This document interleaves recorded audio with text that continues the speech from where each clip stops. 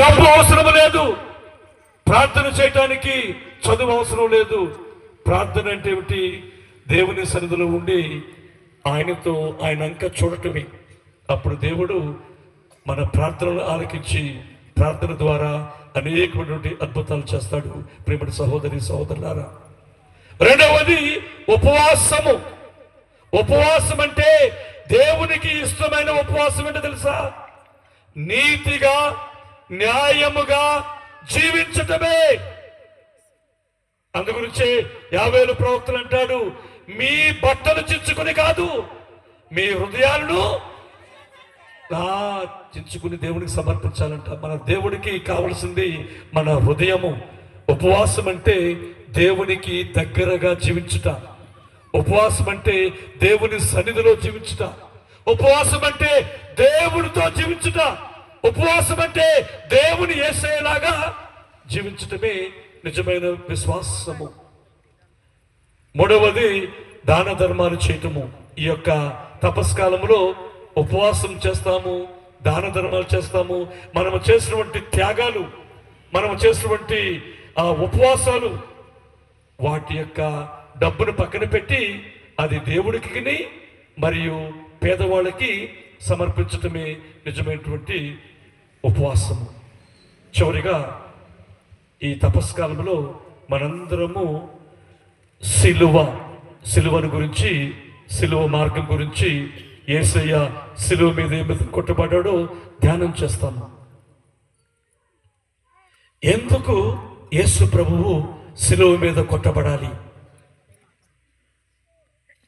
మనందరికి తెలుసు.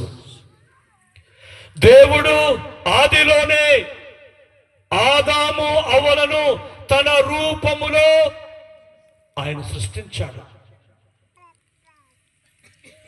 ఆదాముతో దేవుడు చెప్పాడు, ఈ తోటలో ఉన్నటువంటి ఏ పండైనా తిను, కానీ ఈ తోట మధ్యలో ఉన్నటువంటి ఈ చెట్టు పండు మాత్రం నీవు తినవద్దు అని దేవుడు ఆజ్ఞాపించాడు, దేవుడు శాసించాడు. కానీ సైతాను ఏం చేసింది?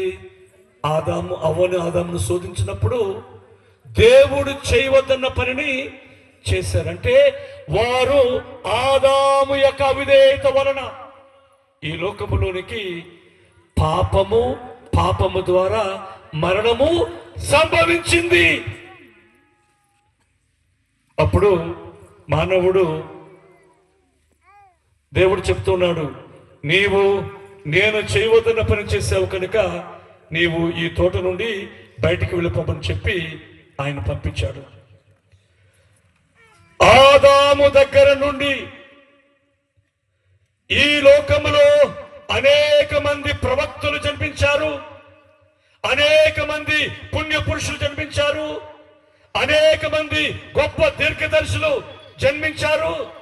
కానీ వీరందరికీ అప్పుడేమవుతుంది? పాపము కుప్పలాగా, పెంటలాగా పేరుకుపోయింది. కుప్పలాగా, మురికి.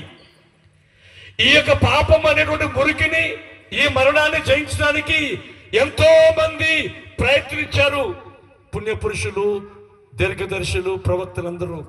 కానీ ఇది ఎవరికి సాధ్యపడలే. అప్పుడు దేవుడు ఒక నిర్ణయానికి వచ్చాడు. ఏమని? దేవుడు లోకమును ఎంతగానో ప్రేమించను, తన ఏకైక కుమారుణ్ణి ఈ లోకమునకు పంపించాను. ఎవరైతే ఆయన నమ్ముతారో, విశ్వసిస్తారో ఆయన యందు నిత్య జీవితాన్ని పొందుతారని చెప్పి దేవుడు, జాగ్రత్తగా ఉండి, దేవుడు చేసిన వాగ్దానాలను దేవుడు తప్పకుండా నెరవేరుస్తాడు. ప్రేమటి సహోదరి సహోదరులారా, యేసయ్య మరియ తల్లి ద్వారా ఈ లోకంలోకి వచ్చిన తర్వాత, ఈ లోకములో ఆయన 33 సంవత్సరాలు జీవించిన తర్వాత చిట్ట చివరకు ఆయన ఒక నిర్ణయానికి వచ్చాడు. ఏమని? ఈ లోకములో ఉన్న సమస్త మానవాళి యొక్క పాపాలను రక్షించాలంటే, ఈ లోకములో ఉన్నటువంటి సమస్త మానవాళి యొక్క పాపములు తీసివేయాలంటే నేను సిలువ మీద కొట్టబడాలి. ఆయన గెత్సెమని తోటలో ప్రార్థన చేస్తున్నాడు. ఏమని?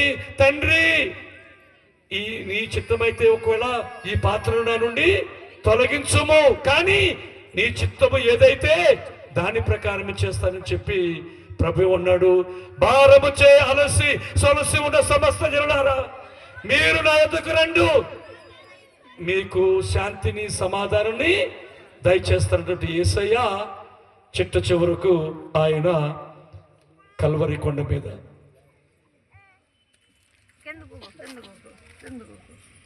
ఆ యెరూషలేములో సిలువను ఎత్తుకొని మనందరి పాపాలను ఆయన మోసుకుని వెళ్తున్నప్పుడు 8వ స్థానంలోకి వచ్చినప్పుడు, యెరూషలేము కుమార్తెలారా నా కొరకు వేడవద్దు, మీ కొరకును మీ బిడ్డల కొరకు వేడమని చెప్పి ఆ యేసయ్యను 5400 గాయాలు దెబ్బలు కొట్టారంట. 5400 చాలా గాయాలు. ఆయన దేహమంతా కూడా క్షీణించిపోయింది. సిలువలో ఆయన వేలాడుతున్నాడు. ఆయనను ముళ్ళ కిరీటంతో ఈట చేత పొడుస్తున్నప్పుడు